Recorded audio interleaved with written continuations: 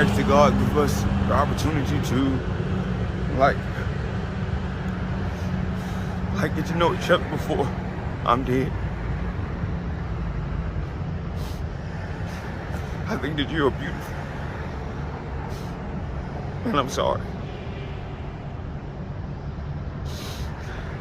My children.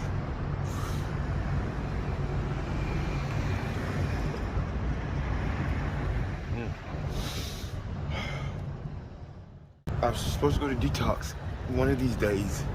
The people already have my bags. I just gotta walk into the place, and I'm gonna start the detox. And I got treatment. You know, it's not like I got to be homeless. I'm just too angry to live anywhere. In the streets right now. You know, I can act out here. I can't act out there. So, if you hear this or you see this, just pray that, you know, I'm given a desire. Just want to do something different in my heart, in my head, and in my spirit. I definitely gonna pray that prayer. So, I mean, if I offered you a ride to detox right now.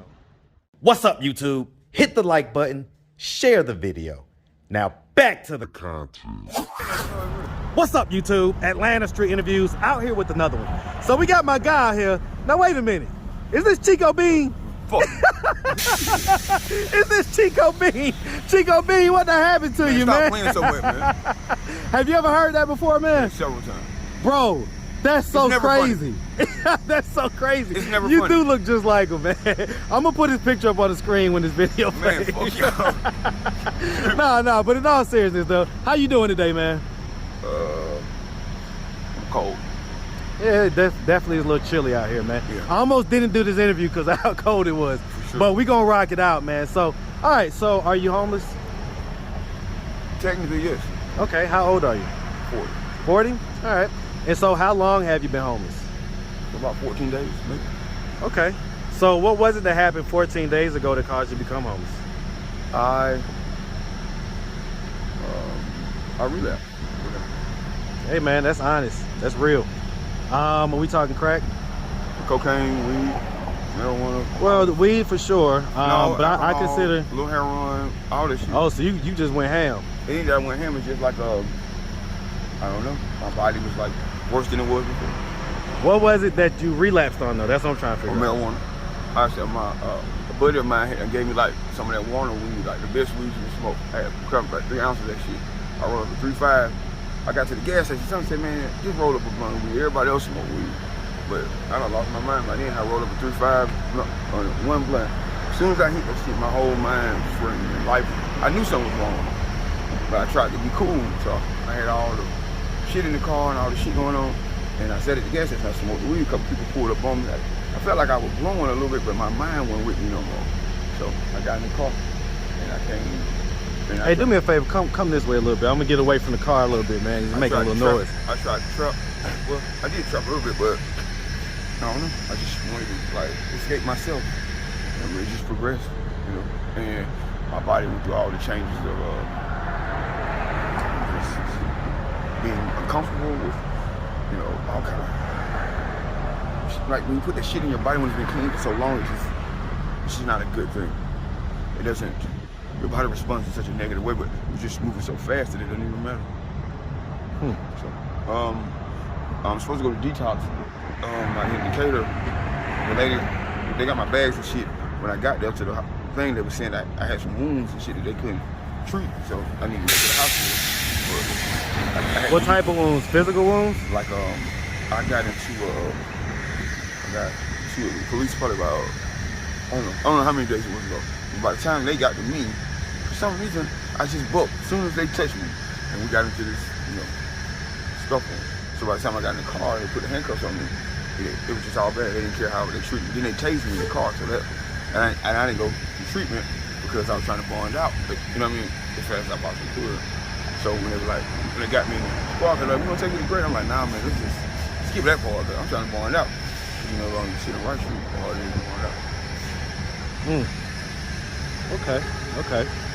All right, man. So, you have any kids?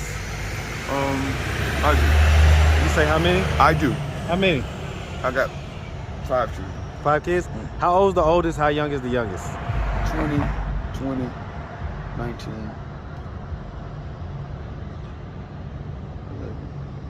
9.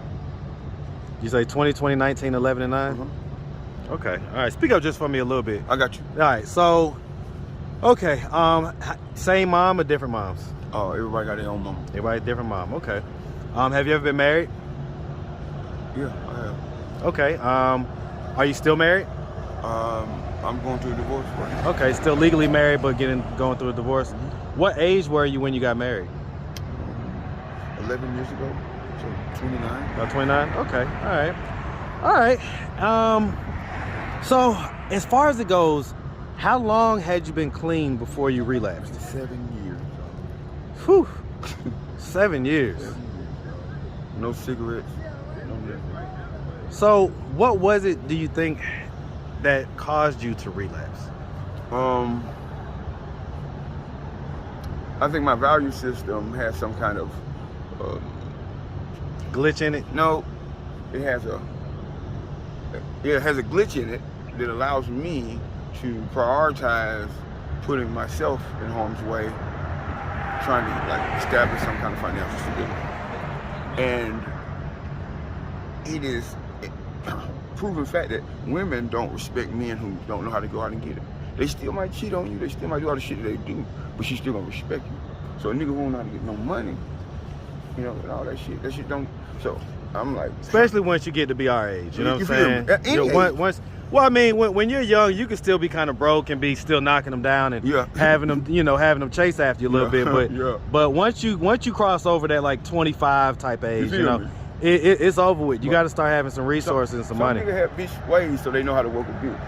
I just want one of them niggas. I don't know how to lay on the hole trying to establish myself. So let me ask about this. So okay, so as far as it goes, you got married at 29. What was life like then? I was in active addiction, and I just got out of prison. I went to prison for some, I don't know, but like semi-violent charges and shit. I could have beat, but goddamn, I was just so green to just going through the process of wanting to sit in jail and heal. I wasn't even trying to fight the folks who do all this shit that niggas do when they go to court. So I went to prison and got out, and I was, you know, still trying to act outside God's will or surrender to whatever that is that keeps you from wanting to hurt yourself, buy too much shit, fuck with too many people, or not fuck with enough people. Like, well, how'd you meet your wife? I mean, you got out of prison. Did y'all know each other before you went in? I've known this lady since I was like in my teenage years, and I just so happened to like run across her in this spot, and she just didn't want to leave. But I wasn't in active addiction when we first met each other. I relapsed like while we were dating. But I told her, I was like, man, you can just get the fuck on, we're cool. And she, at that particular point, she was like, you know, she smelled that moral dilemma in me. She thought that she could fix me. As most women think that they can fix a man. So what was your marriage like? Unconditional love on one end, selfish and self-centered on the other. And the selfish and self-centered is me. That was your part? That's my part. But okay. I'm loving, you know. I know how to, when I'm there, I'm there. But when I'm not, I'm not. Okay. Okay.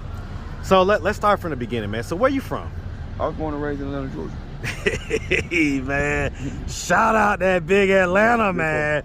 Oh, there you say 4th Ward? Yeah, Broad Street, Pine, all this shit. All right, so, okay.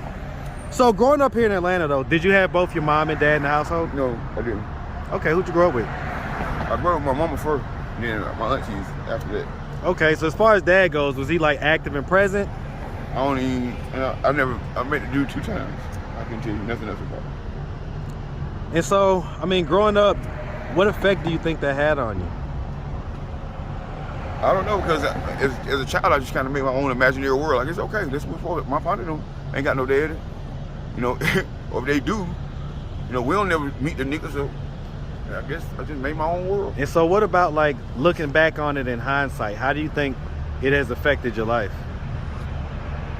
I don't, well, my children are suffering because the intimacy that one would need as a male to be loving and nurturing and caring and developing mind, I don't possess. Which, you know, I possess the grand gesture, but I don't possess the consistency. And maybe it's just a choice. Maybe I'm choosing something other than them, and the universe is teaching me not to do that. It is proven that a man who doesn't take care of his family, you know, cannot expect to be blessed. And I am in a state of not taking care of my family right now, and nothing about my life is blessed. So I'm learning. Well, I tell you what, man. I mean, I definitely salute the accountability. I salute the accountability, but let's try to explore, like, why do you think that is? Like, because you recognize the problem. I need to physically, when you're an addict, there's a thing in your body called a phenomenon of craving, and it doesn't exist until you actually put the drugs in your body. So mentally, as an addict, you do the steps and you do all the things and develop spirituality, and you keep a good mindset. When your mind goes bad and you start to think about negative things and you want to use, the phenomenon of craving takes over. So now your mind, even when it doesn't want to use, is trying to beat your body, and your body's always going to win because it's always present. So the cycle of wake up in the morning, I want to do better, but my body's saying, man, fuck all of that. Just go get geeked up and run the streets. And then once your body or yourself convinces yourself to do that, the day continues. And it's just an ever-going cycle. To step out of it physically would mean some traumatizing thing happened, or you were able to see life, or reality came, or God came and spoke to you. But it happens different for different people. And if people are always asking, what are you going to do to get your life on track? My question would be to you, I would ask you to study what did the other people do to get their life on track. What did they do? So individually, each story is different. But the one thing they all did was find the God that they understood. Okay, so find God, basically. But find God, or surrender to God, or explore God. You can put a bunch of words before it. I get it. So, we'll pick that up in a second. All right, but so, okay. So, like I say, man, I mean, I 100% get it. If you could give any message, like if your kids would have happened to see this video on YouTube a few years from now, if you could give any, what's up, Lucky? That's one of our favorite interviewees right there. We see you, sweetie. I like that jacket now. I like that jacket, okay? I see you. You're looking beautiful today, okay? All right. All right, but so, if you could give any message, man, to your kids, you know, if they were to see this video, you know, sometime from now, you know, I mean, they hear your explanations, and, you know, you're very articulate in the way that you're explaining it. But what message would you have specifically for them? There is more to you, my children, or my child, than you would ever know. God has made you so masterfully that you exist. We live in a Western society that teaches you to be an individual, while they teach their children to be collective groups or companies. Understand that if you get to hear the infinite amounts of information inside of yourself without your anger towards me, without financial debt that plagues you, or emotional inconsistency based on how you were raised, you actually get to hear yourself and understand yourself. Just be as authentic as you can possibly be. Try to find your original thoughts, not the thoughts that were implanted in your head, or the things you got on Instagram, or the things that the Pledge of Allegiance taught you, but try to find your original thoughts, the ones that stream through from God, and obey those. I am sorry, and sorry meaning I apologize for not thinking of you when you thought I should have thought of you. And I apologize for not supporting you. And when I mean supporting you, being there, whether you have an attitude or not. And I asked the God, Hold on real quick, that bus is going by. I asked the God to give us the opportunity to, like get to know each other before I'm dead. I think that you are beautiful, and I'm sorry. my church.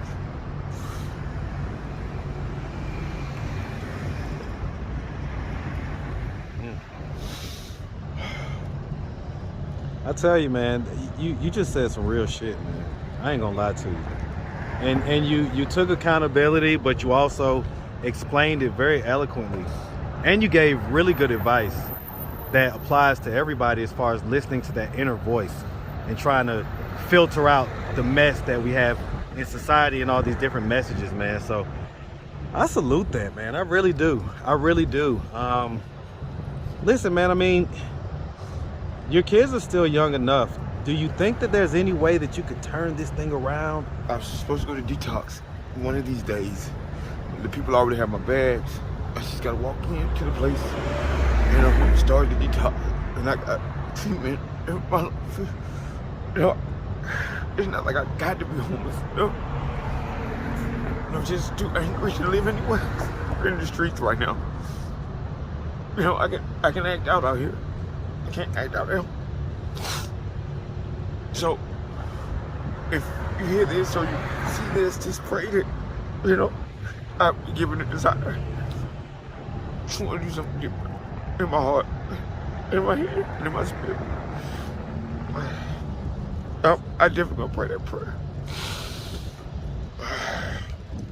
So, I mean, if I offered you a ride to detox right now, I wouldn't go. It'd have to be mine. Has to come from It has within. to come from me. I get it, man. I get it. I get it, man. All right, man. Well, listen, we really appreciate you, man, taking the time, answering all of our questions. If anybody out there wanted to reach out, help, or donate, do you have a way they could do that? Your social media, Cash App, anything like that? Cash App, $, Lucrativebehavior, capital Lucrative, capital Behavior. Look, man, you're really articulate. I didn't even ask. So, growing up, did you go to high school? I did. Graduated? No. No? I tell you what, man, some of the smartest people out here. All right, I can dig it, man. I can dig it. What school did you go to? I went to 3 different high schools. Tri-City, Douglas, and Harper Archer. Got kicked out around 11th grade. Couldn't read, very well. Learned how to read in prison, reading the Bible. And, was black, whatever you call it. Well, I tell you, man, you have a certain level of intelligence to you that can't be denied. So, I wish you nothing but the best out here, man. And I'm glad that I did this interview. All right? Make sure you have a good one, man. For sure. Right. Y'all be good.